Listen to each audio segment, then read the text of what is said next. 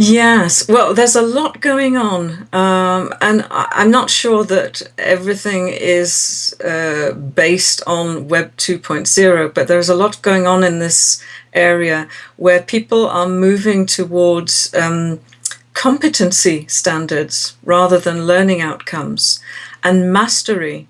Have you learned how to do this? And this is also breaking a very firmly held belief that a course has to last a certain number of hours.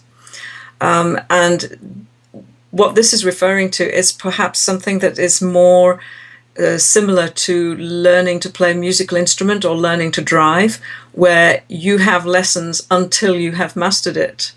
Nobody promises you that you will be able to drive in 2 weeks. Well, some people do, but it's not always possible. But the idea is more that you practice until you've mastered it. And when you've mastered it, you take a test and then you get a certificate rather than hours in the classroom. So, but that is very difficult concept to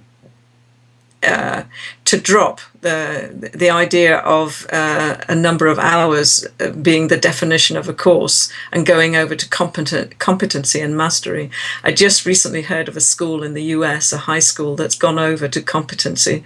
So that means that but I have no idea how they can organize it because it sounds really complicated to me.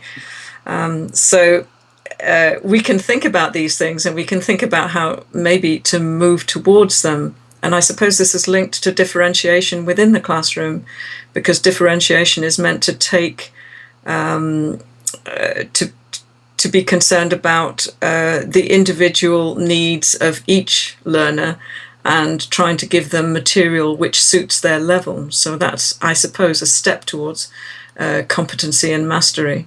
But I can't see that happening anytime soon, because I think it requires so much rethinking of how we organize schools, the school day, curriculum, exams, and so on.